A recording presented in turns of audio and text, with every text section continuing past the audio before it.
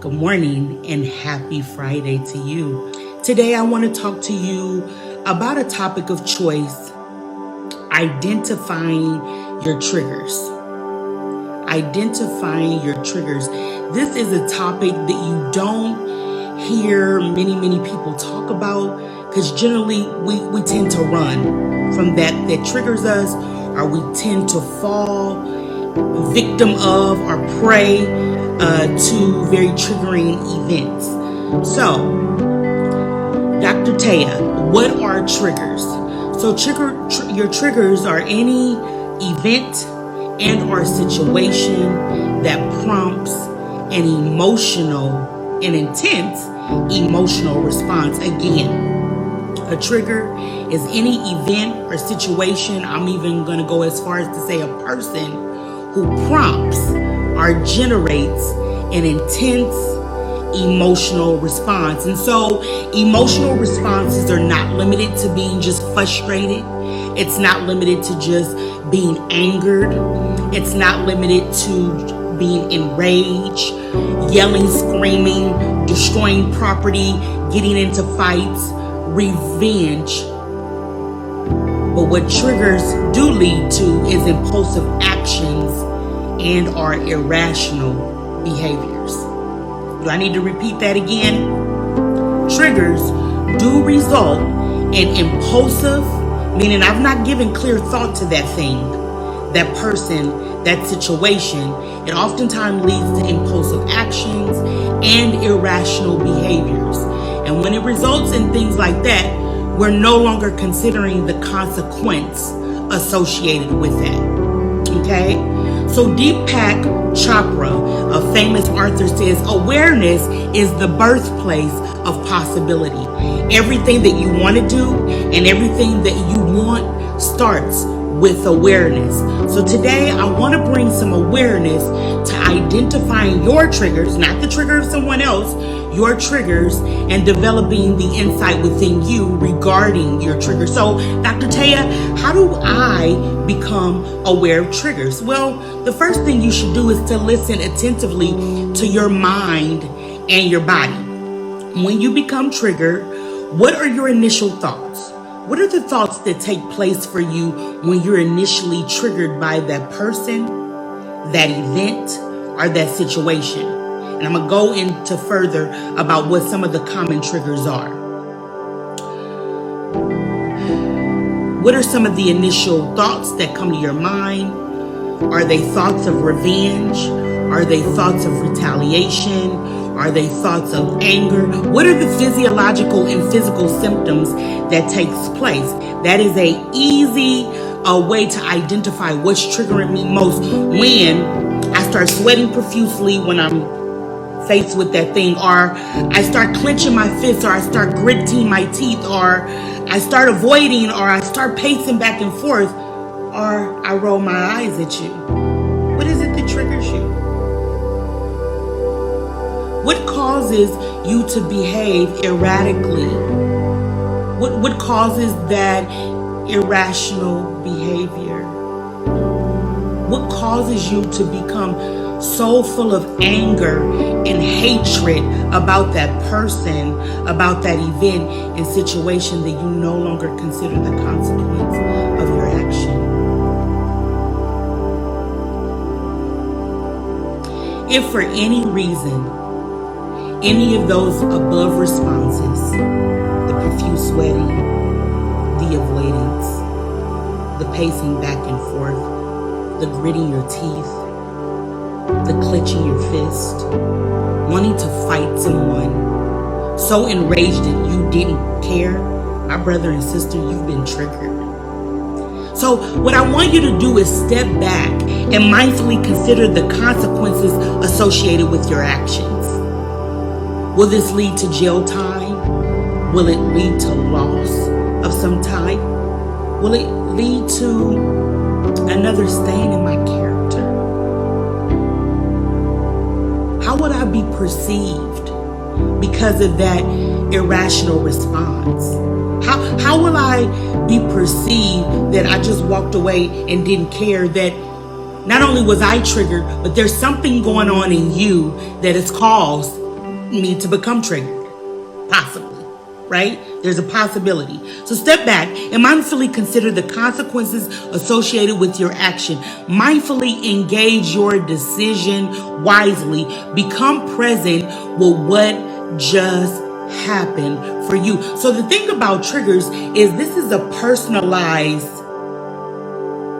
situation. This is something occurring within you. And oftentimes when things trigger us internally, we start going through these different emotions and feelings, and our mind is intruded with all these thoughts of what should I do next?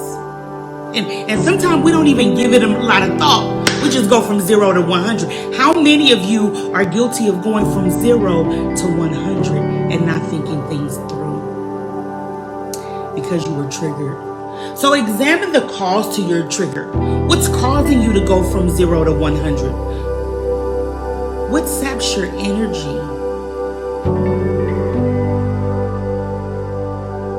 What creates this powerlessness for you?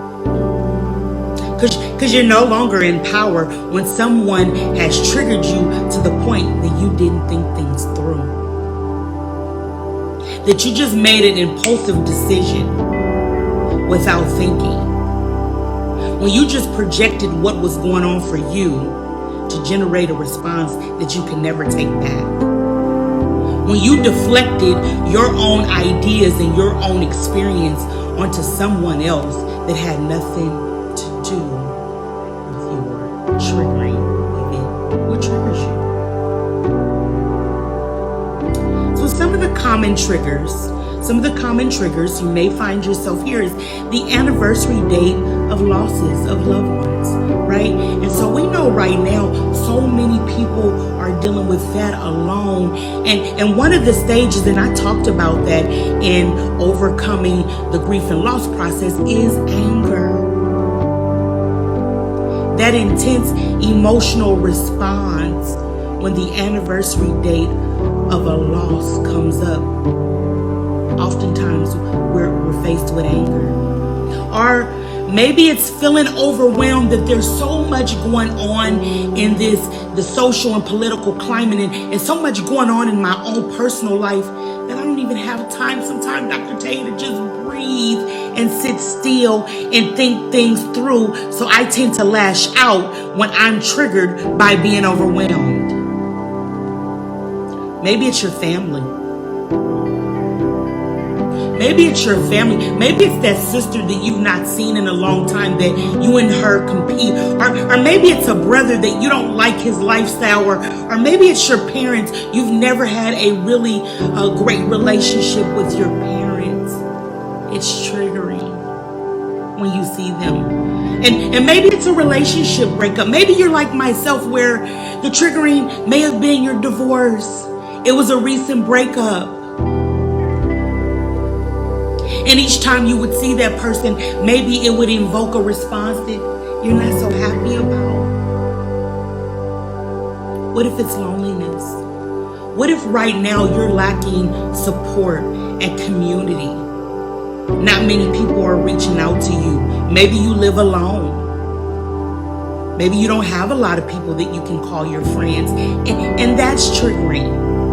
Because while you see other people on social media enjoying life, or while you see other people traveling, you maybe can't. And so you're lonely. You don't have that sense of community. Or maybe it's finances. There's so much going on in your personal life that you're trying to figure out, how do I get money for this and how do I get money for that? And my EDD isn't coming, my unemployment isn't coming through, and my disability benefits are not coming through, and the bills don't stop. What's your trigger? Or maybe, ladies and gentlemen, it's people just simply being judgmental and critical of you and demeaning. Or maybe you've been faced with bullying and that's your trigger. What I want you to do today is take out some time to increase your self-awareness of the triggering event. Step back, mindfully sort out the decision that you're going to make once triggered. Really find out what was the unpleasant event that is taking place in your life that has caused you to behave in ways that you're not so proud of? Ladies and gentlemen, can I encourage you? Can I bring some reality check to the conversation here? Is triggers don't go away. They generally exist.